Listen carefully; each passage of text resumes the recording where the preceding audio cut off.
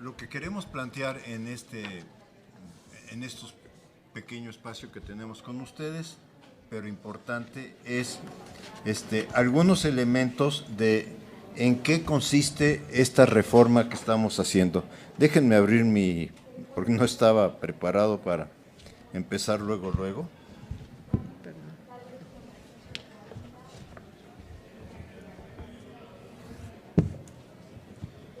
Y luego porque no alcanzo a leer hasta allá, disculpen. Miren, para entender los libros de texto hay que entender que estamos en una reforma integral. ¿Qué quiero decir con una reforma integral? No solamente se cambiaron los libros de texto, se cambió la concepción de educación que ha privado en el país. Y se cambió por una razón. Si ustedes gustan, dos razones. Una, la pandemia mostró que nuestro sistema educativo, que lo que había en los libros de texto no podían trabajarse y no tenían significatividad para ser trabajados.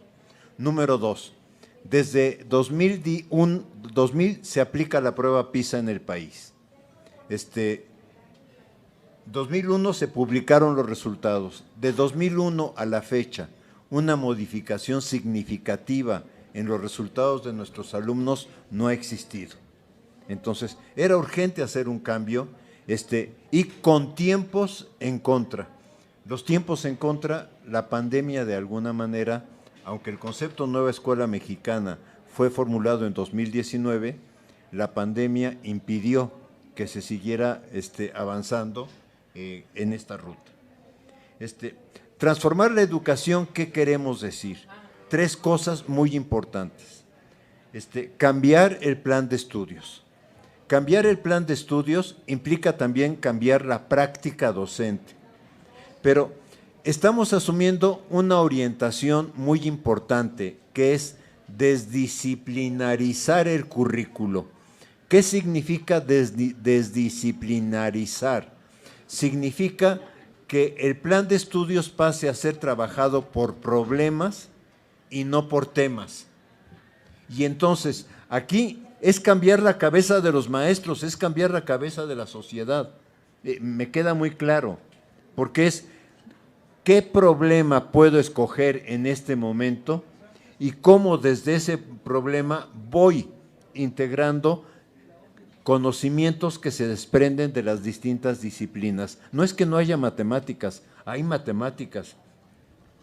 Y probablemente si lo contamos por cantidad, hay un poquito más de matemáticas. El tema es que hay matemáticas con significación para el estudiante. Yo quisiera que vieran en el libro de texto, por ejemplo, el ejercicio que le hacen hacer a los niños para dividir en el patio, para dividir algo en cuadrantes, en espacios de 6, para inflar un carrito con un globo y estar midiendo cuántos cestos o cuántos cuartos va avanzando el carrito. Yo decía, ojalá me hubieran enseñado así quebrados. Yo quisiera que vieran en el libro de texto cómo se está planteando, por ejemplo, el aprendizaje del aparato digestivo. Y cómo en el aprendizaje del aparato digestivo está la ingesta de alimentos, cuánto tiempo tarda en ser ¿cómo se dice? Asumida por el organismo, digerida. Pero además, ¿qué diferencias hay entre ingerir leche, ingerir pan, ingerir azúcar, etcétera? ¿Cómo le coloca a los niños ejemplos que podrían ser de química? Por ejemplo, le dice, en un vasito chiquito, coloca una clara de huevo y coloca en otro vasito una yema de huevo y exprímeles 3 gotitas de limón y ve qué efecto tiene. Y ese efecto le va a permitir al niño identificar dónde hay proteína. De manera que no está aprendiendo la proteína en el éter, está aprendiendo en el alimento. Pero luego le dicen, a ver, escribe qué es lo que tú estás desayunando. Haz un cálculo de cuánto tiempo tarda tu digestión. Haz un cálculo de si tomaste un vaso de leche con tantos mililitros, estos mililitros en tu digestión, ¿qué significan? ¿Qué proteína te están produciendo? Y estoy hablando de niños de cuarto de primaria, No estoy hablando de niños de secundaria. Esto es, le está colocando las matemáticas vinculado a la ciencia y vinculado de alguna manera también a algo que que le va a ayudar más adelante que ir viendo, hay fenómenos químicos que yo puedo empezar a hacer con cosas muy simples. No venía preparado para unas preguntas de ese tipo, pero hubiera sido muy interesante mostrarle los libros de texto y mostrarle cómo eso está en los libros de texto, y de alguna manera termina esta parte diciéndole: escribe de domingo a sábado cuál es tu ingesta de alimentos, desayuno, comida y cena. De manera que yo pienso que incluso para el maestro ese ejercicio es muy importante, no solo para el niño, para que el niño calcule sus proteínas, etcétera. Para el maestro le va a ayudar a conocer quién come solo tortillas, quién come solo frijoles, quién solo come solo una vez al día, etcétera. Yo pienso que es fundamental todo esto que se está haciendo en un país tan diverso como el nuestro. Y en ese sentido viene el segundo eje, la vinculación escuela-comunidad-territorio. ¿Qué estamos buscando?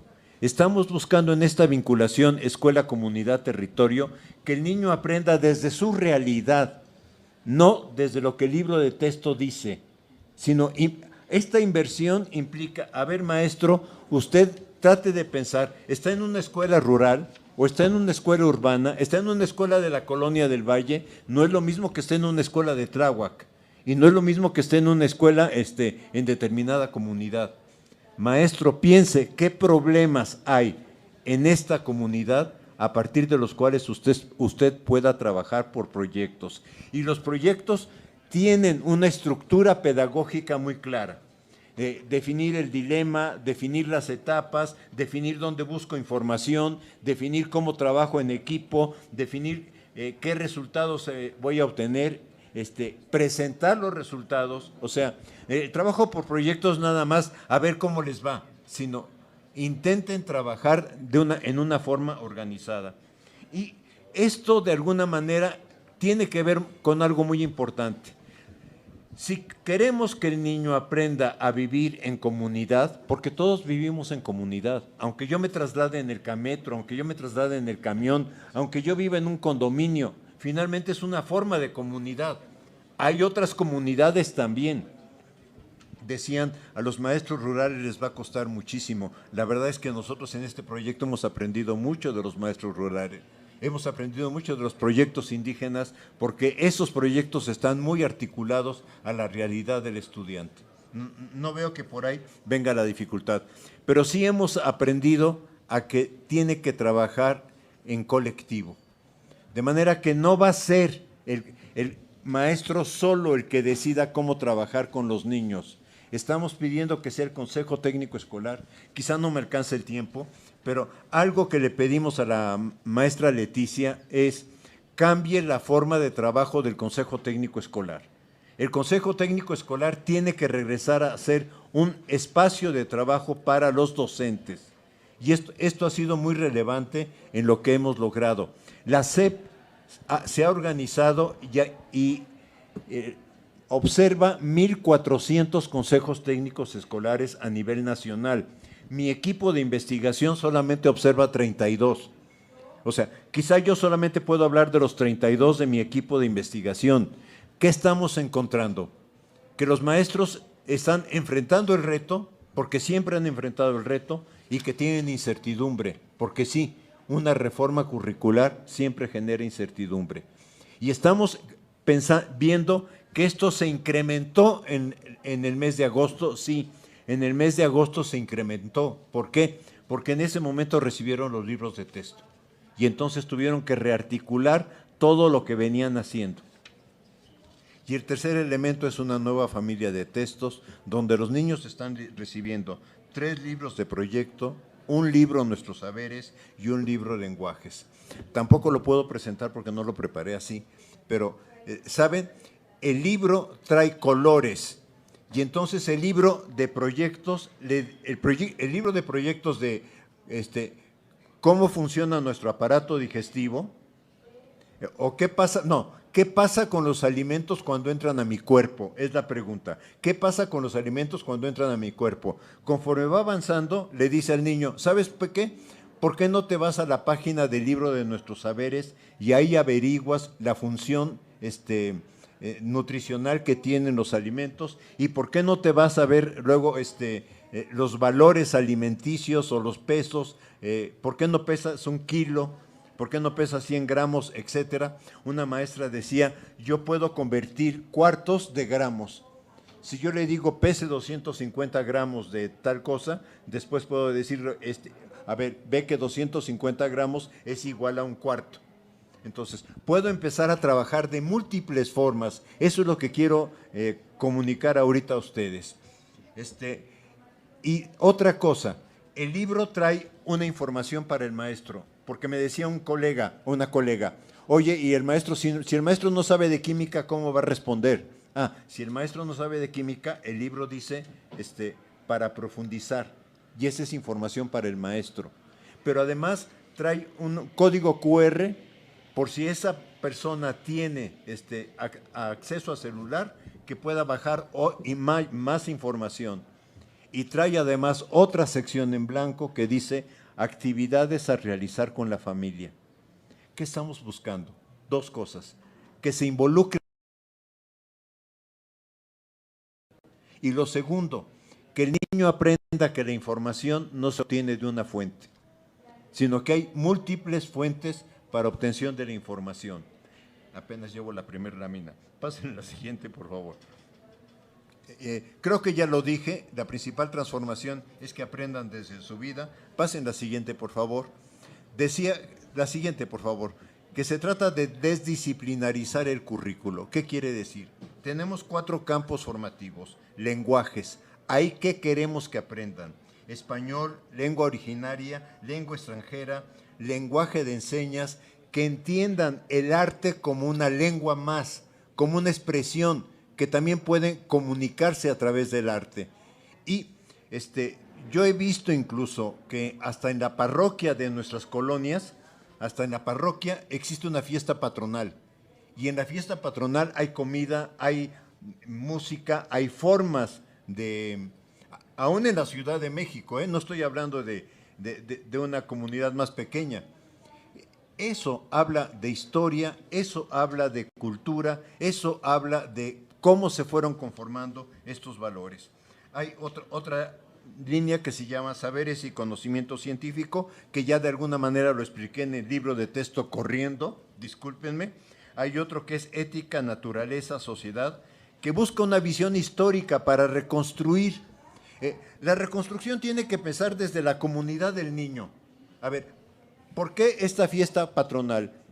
Con algunos maestros yo he trabajado,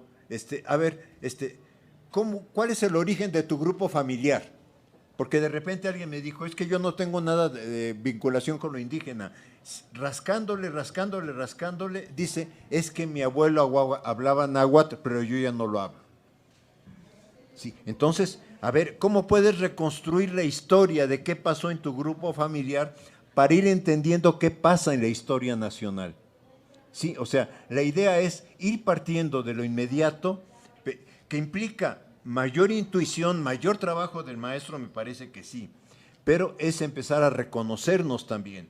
Y viene de lo humano, lo comunitario y desarrollo físico, con lo cual estamos de alguna manera tratando de entender que el niño trabaje, o sea, no tenemos civismo como tal, lo que tenemos es una formación moral a través de los 4 ejes formativos e igual una formación ciudadana. La siguiente, por favor, me la voy a saltar. La siguiente, por favor. Miren, es la única que voy a presentar así. Aquí está el programa sintético de lenguajes. Ustedes alcanzan a ver amarillo, verde y azul, que son lenguas, que es cultura y que son artes.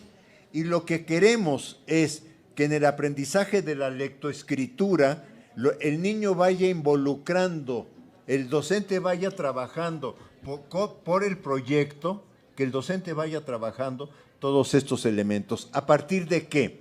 De que en el Consejo Técnico Escolar se escoja algún problema. De los que ahí vienen, dice familia, salud, alimentación, cambio climático, agua, vivienda, derechos humanos, etcétera.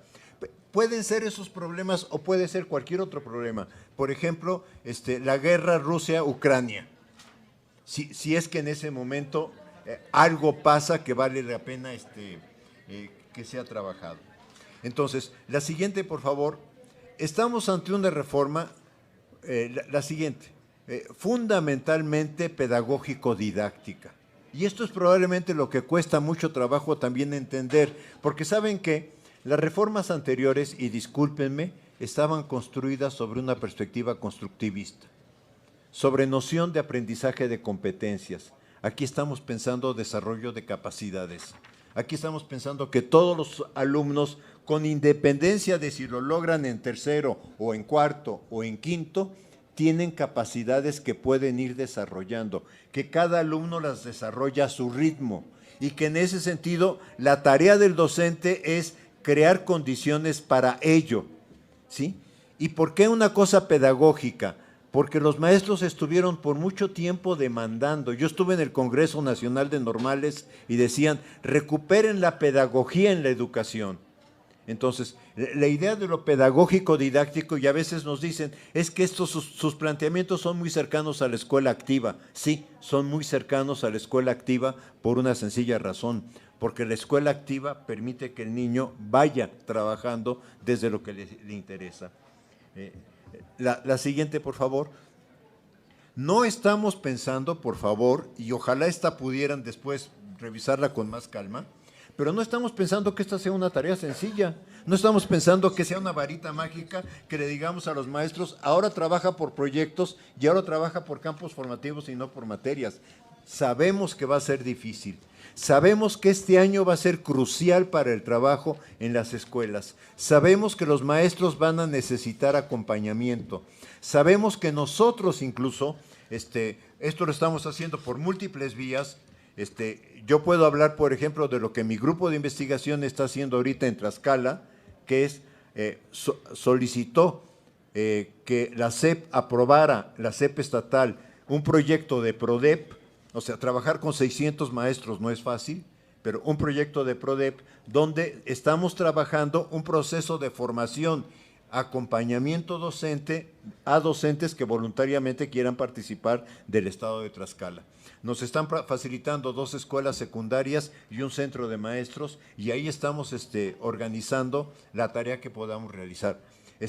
Que esto, si yo me dedicara a ver, bueno, y los otros grupos de investigación, ¿cómo lo están haciendo? Pues también yo sé que hay grupos de investigación en otras entidades federativas que están avanzando en esta ruta. Y esto es lo importante de esta tarea.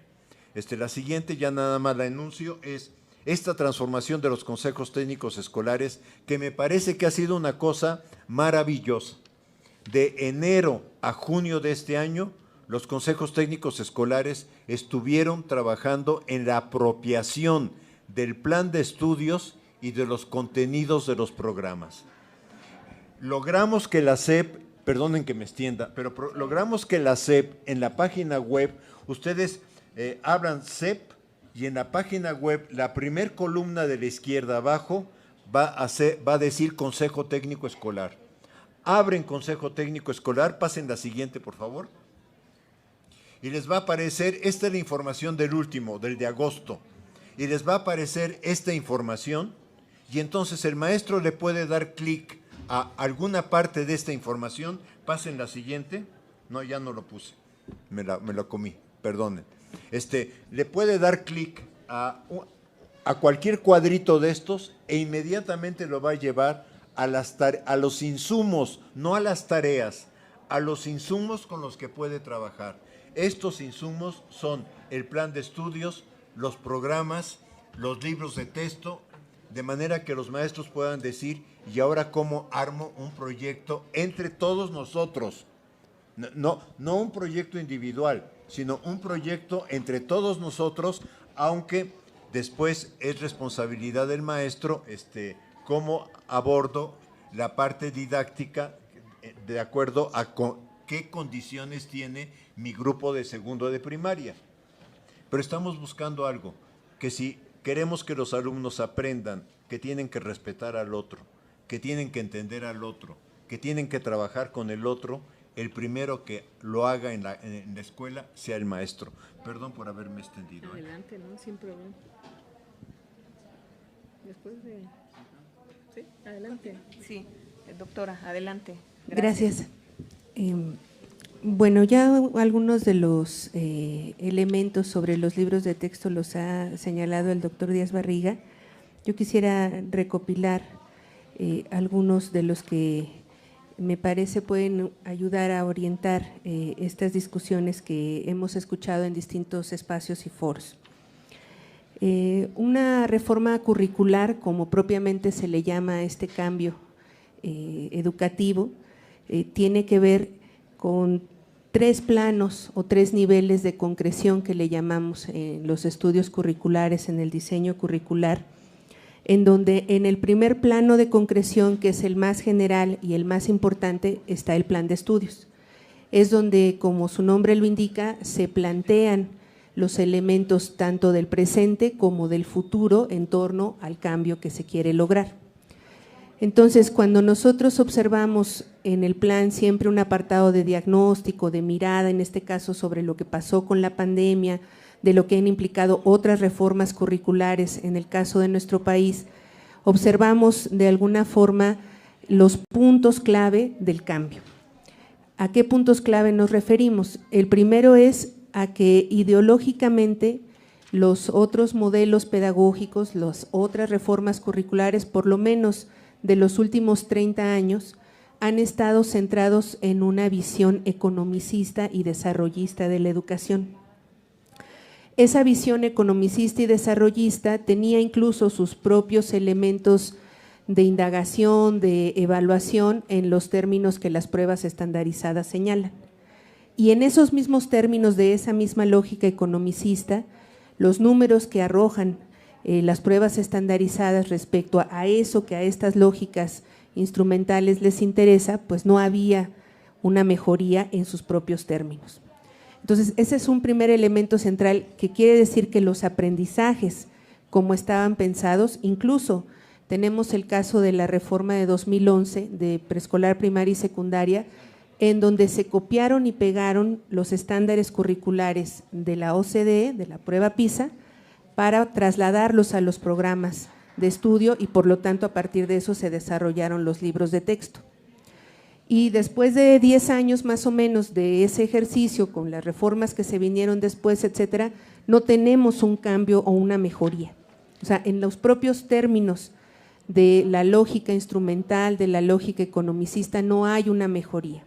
Entonces, evidentemente quiere decir que seguir pensando después de 30 años que esa misma lógica de las competencias, de una visión centrada en el individuo, de una visión centrada en el mercado, va a lograr un cambio, pues evidentemente ya hubiera sucedido, o por lo menos habría algunos elementos de cambio. Entonces, ese es un punto muy importante porque nos permite entender entonces este giro hacia la necesidad de una visión humanista, de una visión desde lo común, que también ahí es importante detenernos un poco porque se ha llevado, digamos, a otros espacios de la discusión. Lo comunitario tiene que ver con lo común. Ya luego me voy a detener un poco más en esto, pero lo común justo tiene que ver con la conformación de un horizonte social distinto al que la educación estaba pensando, ¿no? Frases como, por ejemplo, la educación es la palanca para el desarrollo, la educación es necesaria para la inserción al mercado, etcétera, son frases que se han instalado en el sentido común, o como la que se decía hace un momento, la educación debe ser de calidad. Calidad es un término justamente que nace de esta visión economicista empresarial de la educación, que alude a entenderla como un servicio, como un objeto de servicio y no como un derecho. Entonces, cuando escuchamos este tipo de frases que, insisto, están instaladas en el sentido común, hay justamente que detenernos a pensar en la ideología que está detrás de esas posiciones y cómo justamente esas mismas visiones nos han llevado a estos grandes problemas educativos que tenemos. El segundo punto que me parece muy importante, derivado, decía yo, de este análisis del presente que está en el primer plano, en el primer nivel de concreción de la estructura curricular, es decir, en el plan de estudios, tiene que ver justamente con todo lo que sucedió en la pandemia. Y dos de los elementos centrales de los que nos dimos cuenta fue, en primer lugar, de la poca conexión que había entre lo que sucedía en la realidad, es decir, lo que pasaba, digamos, en las comunidades por lo del aislamiento, por la situación, digamos, tan extrema que vivimos, y su conexión con lo educativo. Cuando les decíamos a los maestros, tendríamos que buscar cómo los contenidos de estas reformas de 2011, 16 y 17, teníamos en el año pasado, el ciclo escolar pasado, coexistiendo 4 planes de estudio distintos en una misma escuela. Entonces también, para ponerlo ahí sobre la mesa, esta idea de que entonces se tiene que hacer de manera gradual. De manera gradual ya vimos también que no funciona, por un problema estructural que tal vez me dé tiempo de abordar, pero bueno, solo lo quiero dejar sentado en la idea justamente de que esta frase también, o estas ideas sobre que debe ser un proceso gradual, tampoco es una mirada correcta, porque teníamos, insisto, en ciclos escolares pasados, estudiantes que llevaban y de 2017. Entonces, también quiere decir que toda esta serie, digamos, de incongruencias en los programas de estudio eran un camino, digamos, que estuviera solucionando los problemas. Entonces, la necesidad de observar que una cuestión tan fuerte como la pandemia ponía al centro la cuestión de la salud, la cuestión del medio ambiente, la cuestión de las relaciones entre las personas para poder enfrentar un problema común, ¿no? Justamente llevaron a esta propuesta a plantear estos cambios que ya ha mencionado el doctor Díaz Barriga. Entonces, eso luego, ¿cómo lo aterrizamos? ¿Cómo lo vamos traduciendo? Bueno, justamente tenemos entonces un segundo nivel de concreción. Ese segundo nivel de concreción son los programas sintéticos. Los programas sintéticos desglosan los contenidos, ¿no? Organizan los conocimientos, las habilidades, las capacidades que las niñas y los niños tienen que aprender. Ahora bien, en nuestro país hemos tenido un problema ya de mucho tiempo atrás, con el que nace de por sí el sistema educativo, y bueno, ese no es, digamos, el punto acá, pero el tema fundamental es la alta prescripción, digamos, del currículum de la educación básica mexicana. ¿A qué nos referimos con eso? A que los programas de estudio, al señalarse como nacionales, se entendía que entonces un mismo conocimiento, por ejemplo, la suma. La suma es entonces un contenido nacional que aquí y en todos los contextos en donde estamos se va entonces a enseñar por medio de repeticiones y ejercicios en donde nosotros pongamos a sumar a los niños 2 más 3, 3 más 2 y llenemos planas de esas sumas para que entonces ellos aprendan a sumar.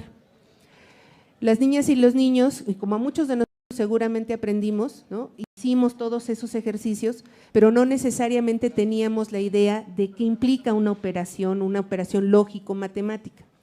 O por ejemplo, seguramente a ustedes también les tocó que nos dejaran numeraciones de 5 en 5, de 10 en 10 hasta el 3000, etcétera, que no tenían una cercanía, una significatividad, ¿no?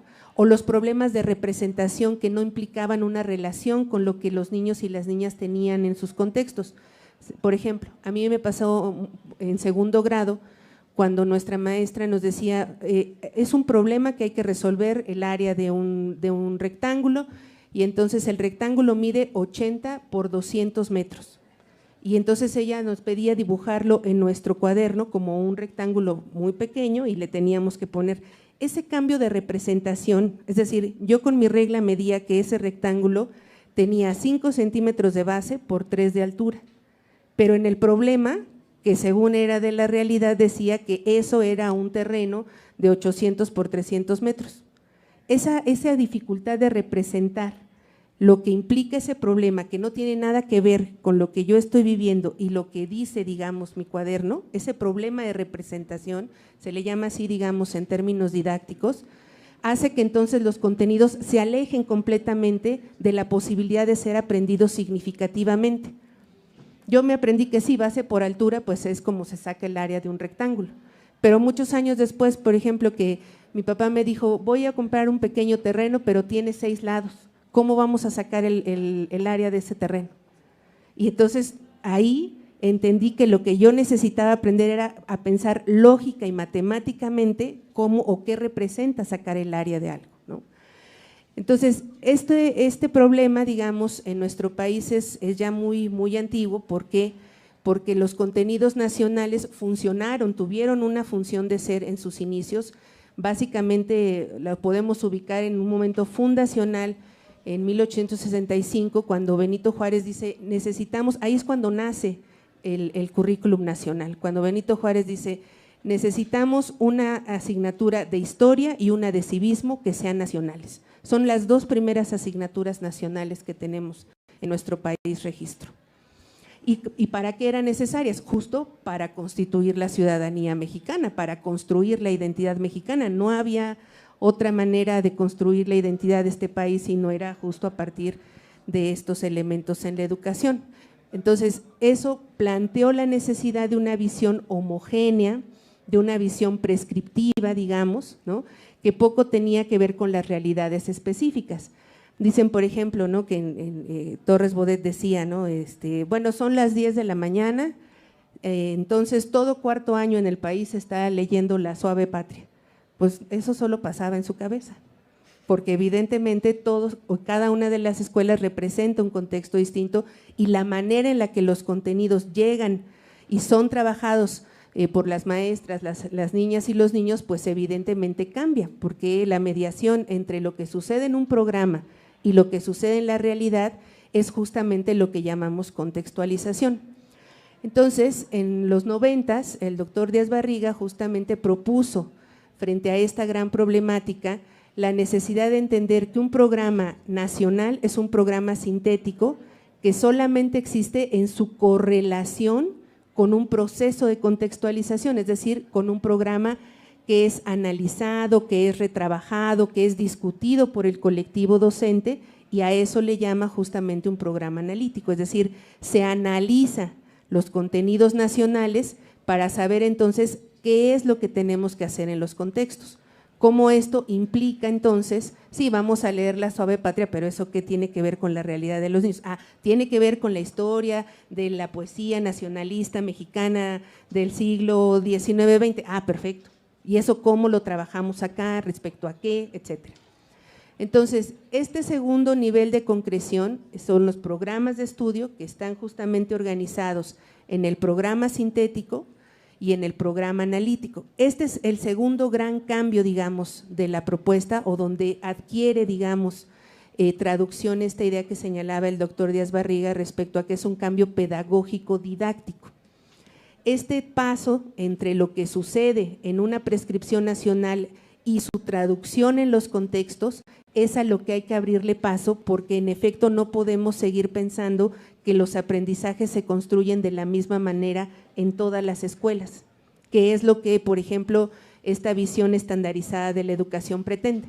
Sin importar el contexto, tienen que contestar lo siguiente. ¿Y eso qué demuestra? ¿Para qué o qué se demuestra, digamos, con eso, ¿no? Entonces, el siguiente nivel de concreción, el tercer nivel de concreción, tiene que ver con el espacio propio del trabajo docente. Todos los que hemos dado clases sabemos que en el momento en el que a uno le dan su programa de la materia que va a dar, en ese momento uno empieza a revisar qué temas son, cuáles son los que más conozco, qué lecturas recomiendan, quiénes son mis alumnos, si yo voy a empezar con lo que dice aquí el programa, o si digo, no, pues es que yo más bien necesito empezar por aquí, o esto es más cercano a ellos, o esto es lo que me interesa resaltar más por la situación de la escuela. Todo ese trabajo lo realizan los maestros, las maestras y los maestros. Ahí tenemos un espectro, porque sí, es cierto, tenemos por justamente esta visión instrumental de que el maestro es un aplicador, de que el maestro, ustedes recordarán seguramente, no voy a decir quién, lo recordarán ustedes cuando se dijo, ¿no?, hace ya algunos años, que cualquiera puede dar clases, ¿no? Entonces, esa visión evidentemente ignora, ¿no?, todo lo que implica, digamos, la especialización de lo que requiere una planeación didáctica, de lo que requiere planear y organizar los aprendizajes, ¿no? Y sí, es cierto que desde esta visión instrumental muchos maestros están acostumbrados, ¿no?, a que les digan, bueno, miren, de esto se trata y este es el cómo. E incluso se ha vuelto una solicitud de muchos maestros. Bueno, a mí no me cuente lo demás, a mí dígame cómo. Bueno, justo de eso es de lo que nos queremos alejar. ¿Por qué? Porque esta visión prescriptiva, esta visión instrumental, ha puesto justamente a los maestros y a las maestras como agentes pasivos de la educación.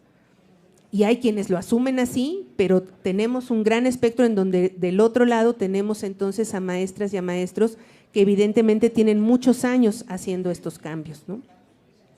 Y fíjense, justo hasta ese momento de la planeación didáctica es que entonces tienen lugar los libros de texto.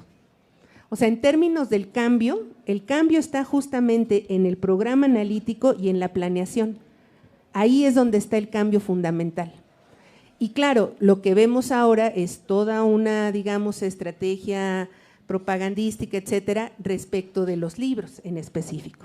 Pero en términos de estos distintos niveles y de los cambios fundamentales, los libros ocupan, como ustedes pueden ver, el último de los niveles de concreción, porque son ya los materiales didácticos, los recursos de apoyo, que como su nombre lo indican, dependen de la planeación didáctica de los maestros para ser usados, ¿no?